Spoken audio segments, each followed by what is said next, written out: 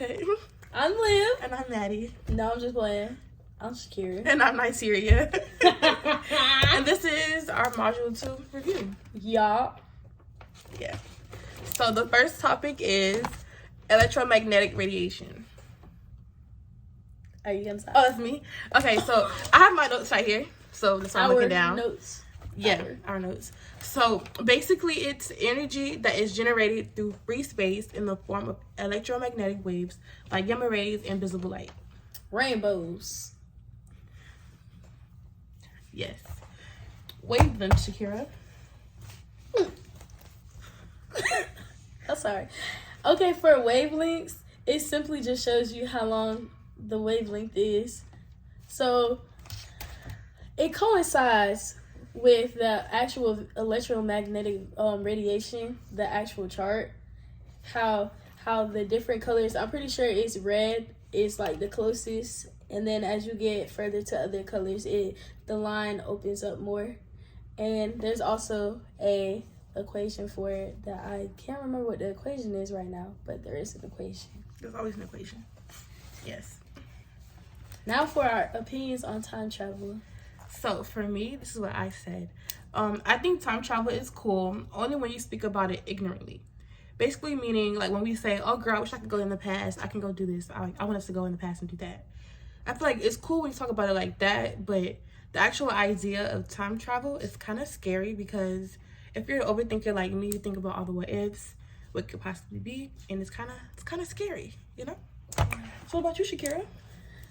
So for me personally, I feel like time travel it won't, like, theoretically, if you're just thinking about it as, oh, I wish I can go back in the time, that's a good idea. But if you think about it from a moralistic point of view, it's bad because without the experiences that you've had prior in your past, you wouldn't be the person you are today. And imagine if we could go back in time. Like, I mean, certain things could be an amazing thing if we go back in time. Like, if we could stop slavery, if we went back in time. But then again, What if they bring it back, though? What if they bring it in the future? Exactly. Stuff like that could happen. I know. Or we could just be slaves in Africa right now. Still bad. Yeah. I mean, we kind of did get extorted by our own people. We did. So. But, yeah, so it's really scary to me because if you think about it, your body's going to be broken down to many particles and then placed in another location. That's scary. Think about your body being ripped apart. Think about all the work that they're already doing with chromosomes and stuff. We're already doing enough that's going to alter, like, human beings in general. So I feel like doing stuff like that would just make things even worse. And knowing how America is in the world, it's only going to be available to those who actually can afford it. Like Bill Gates, Elon Musk, you know, those people. The people that can afford to go to space. That's already doing it right now. If the Earth actually blows up. Like it probably will. Yeah. To a million pieces. We love our generation. Global warming is real. Right, let's go on. How we say this? Heisenberg uncertainty principle. Basically, it states how we don't... Ooh, I think I missed a word. Hold on. Sorry, Dr. Wilson. Technical difficulties. Don't know the position of the speed of a particle in accuracy. What she said. Basically, you can't use an equation or anything will actually tell you where a particle will be at that certain time because particles move around a lot. I mean, not particles. Atoms move around a lot in the nucleus and around it. So therefore, there's no way that you can actually tell where it might be at a certain period of time. That's real. Quantum numbers. So exciting, you know? Let me open up my notes on this. Please. Mine might be a little sketch. I'm not gonna lie, Dr. Wilson. It's something that it's a topic that I'm struggling in, but I'm trying every day to learn. But like if I try every day, I learn every day. It should count for something. As long as you know about Monday, yes, Lord. Yes, Lord. Okay. So what I have is that the level of orbital from lowest to highest is S, P, D, and F. Quantum numbers show us orbitals and the number of electrons in those orbitals. That's what I have. That's all you have? You have any input? Anything to add? Anything to add? Sorry, I can't find my notes on this. So I'm gonna just go raw turkey. Raw turkey. So when it comes down to the orbitals, I know S is actually a sphere when you put it against the what's the word? Like, I can't think of a, yeah, there we go, the axis. I know S is a sphere. D is a balloon, I want to say. And D is like, once you get to D and F, once it gets to D and F, it gets a lot more complicated. So it's harder to decipher exactly what it is. But yeah. That was my main input on that. So yeah, draw an atom. I didn't know if you want us to draw an atom for real or explain how we draw an atom. Yeah. I don't know. So I guess I'm gonna try to do it right here. So from what we learned in class, we go like this, go like, oh, I can't see. I don't know how to be doing this. Like this, then like this. We're gonna add like that center. It's a little off, but we're gonna add like it's right, okay? And then we draw our nucleus, I believe. And we put little, wet on it. And then, you're making me nervous, Shakira. Sorry. It looks a little crusty because I can't see this way. I wear glasses and I can't see. Oh. But, and then we draw our lobes. They go like that on every axis. And you just keep going and going and going depending on the energy level. Okay. And me, I'm gonna draw an atom as well. Choose the iPad that you love so much. Okay, let me cut it down a little With the dumb pencil that doesn't erase.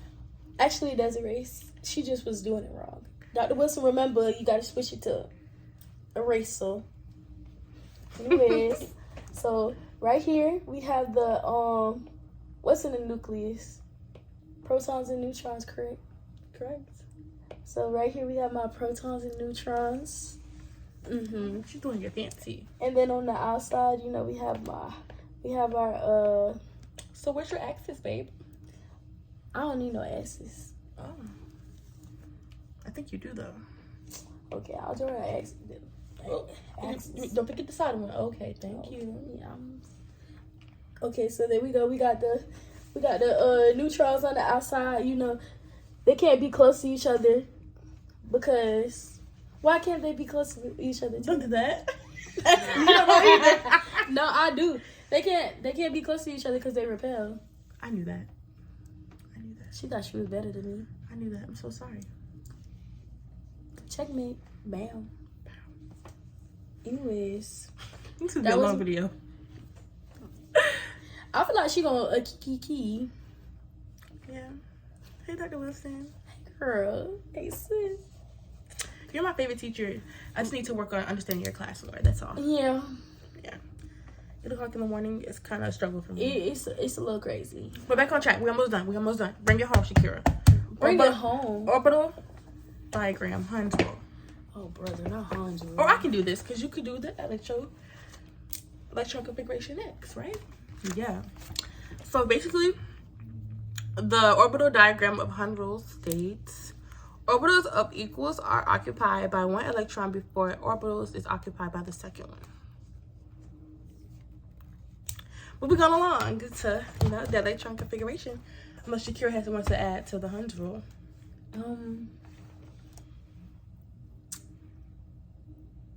Get your vibe. Girl, I'm reading. Hold on. One electron before any. No, I don't have nothing to add at this moment. So you ready for electron configuration? Well, I'll just go based off your notes when I. Oh, wow. Since I can't find mine. It's cute. So paper is great. Technology fails sometimes. You have to have paper. No, I just can't find my notes. But anyways, electron configuration. It describes how electrons are distributed in its atoms in its atomic orbitals. Girl, I almost cussed. Some levels are 1s, 2s, Oh, my bad. 1s2, 2s2, Mm-hmm. 2s6, etc. And Yeah. I used to think that 4 was the highest energy level, but I was looking on, La Google, and I realized that it can go up to like 7 or 8. And I did not know that. I think that was really interesting. it is very interesting. So now I would like to pull out my periodic table that we all love so much. And I would like to show you exactly where ionization energy increases. As we go across, it's going to be backwards for you, girl.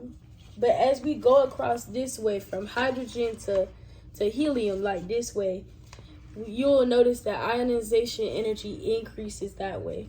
And as we go down the periodic table, like for example, from hydrogen to francinium, the ionization tends to decrease.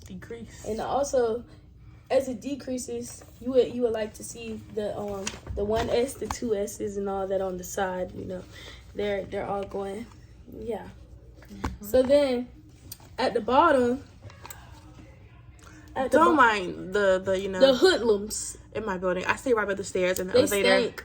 It smell like weed. Yeah, we're always getting in trouble here because they don't like to follow the rules. Yeah, because they stinking fast. Anyways, if you move from insanium to nobelium, you'll notice that the increasing of electromagnetivity moves that way as well. So as always, if you go the other way, then it'll decrease. And also another thing I would like to add. Oh wow. Now that I look at my notes that are on my periodic table, when you're reading the chart, there we go. When you're reading this chart, you actually read it this way. So from 1s you go to 2, like n equals 2, 2s, 2p.